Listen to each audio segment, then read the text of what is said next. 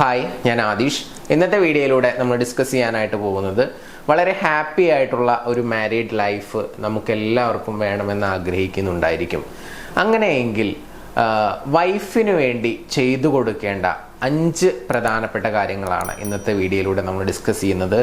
Even ഒരു വർഷത്തിൽ ഒരു തവണയെങ്കിലും ഞാൻ പറയാൻ പോകുന്ന കാര്യങ്ങൾ ചെയ്തു കൊടുക്കണം. അത് ചെയ്തു കൊടുക്കുമ്പോഴാണ് ആ ഒരു റിലേഷൻഷിപ്പിൽ നല്ലൊരു കെമിസ്ട്രിയും ഇൻറ്റിമസിയും ഒക്കെ ഉണ്ടാവത്തുള്ളൂ. ഏതൊക്കെയാണെന്നുള്ളത് ഡിസ്കസ് ചെയ്യാം. ഒന്നാമത്തെ കാര്യം എന്ന് പറയുന്നത് വെക്കേഷനാണ്. നമ്മൾ മനുഷ്യരല്ലേ, ഒരുപാട് പ്രശ്നങ്ങളുണ്ടാവും, പ്രതിസന്ധികളുണ്ടാവും. ചിലപ്പോൾ ഇതൊന്നും ഉണ്ടാവില്ല, വളരെ ഹാപ്പി ആയിട്ട് സ്മൂത്ത് ആയിട്ട് പോകുന്നുണ്ടായിരിക്കാം. എന്താണെങ്കിലും നമ്മുടെ മനസ്സിന് റിലാക്സേഷൻ കിട്ടുന്ന ഒരു കാര്യമാണ് വെക്കേഷൻ എന്ന് പറയുന്നത്. അത് നമ്മുടെ സാമ്പത്തിക സ്വാതന്ത്ര്യത്തിനനുസരിച്ച്, ചില ആളുകൾക്ക് ഒരുപാട് സാമ്പത്തികം ഉണ്ടാവും. അപ്പം അങ്ങനെയുള്ള ആളുകൾക്ക് ഇടയ്ക്കിടയ്ക്ക് യാത്ര പോവാം. ഒരു 3 മന്ത് കൂടുമ്പോഴോ അല്ലെങ്കിൽ ഒരു 6 മന്ത് കൂടുമ്പോഴോ ഒക്കെ യാത്ര പോവാം.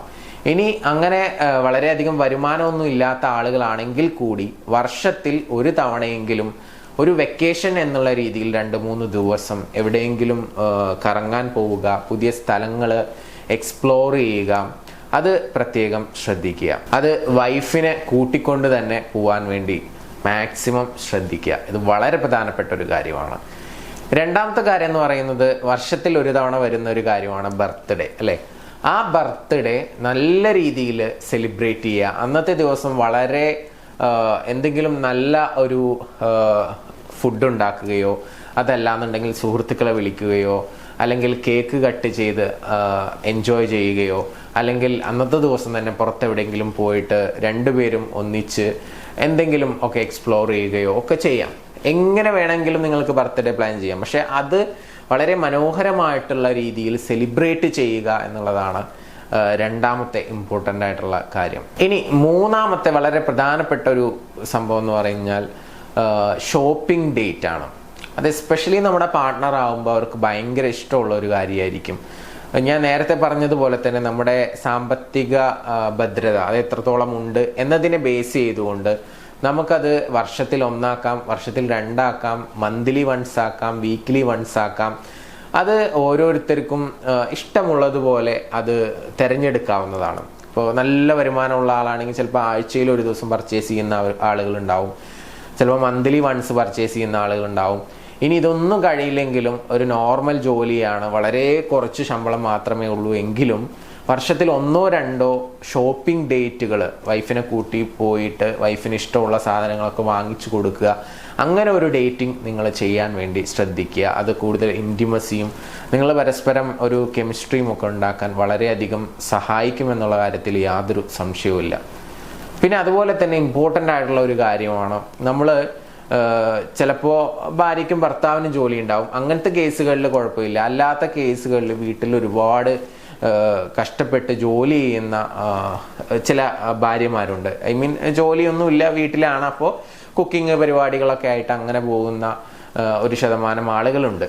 അപ്പോൾ അത്തരത്തിലുള്ള ആളുകൾക്ക് ഇടയ്ക്കൊരു റിലാക്സേഷൻ എന്നുള്ള രീതിയിൽ ഇപ്പോൾ നമ്മൾ ഇന്ന് വീട്ടിൽ ഭക്ഷണം ഒന്നും ഉണ്ടാക്കണ്ട, ഇന്ന് നമുക്ക് പുറത്തു പോയിട്ട് കഴിക്കാം എന്നുള്ള രീതിയിൽ വീക്കിലി വൺസ് എങ്കിലും അല്ലെങ്കിൽ 2 വീക്സ് കൂടുമ്പോഴെങ്കിലും ഒരു റിലാക്സേഷൻ അവർക്ക് കൊടുക്കുകയും അവരെ പുറത്ത് കൊണ്ടുപോവുകയും ചെയ്യാവുന്നതാണ്. അതുപോലെ തന്നെ അവരെ സപ്പോർട്ട് ചെയ്യുക, നമ്മൾ ഫ്രീ ആണെങ്കിൽ, അതൊക്കെ ഇമ്പോർട്ടൻ്റ് ആയിട്ടുള്ള കാര്യം തന്നെയാണ് കേട്ടോ.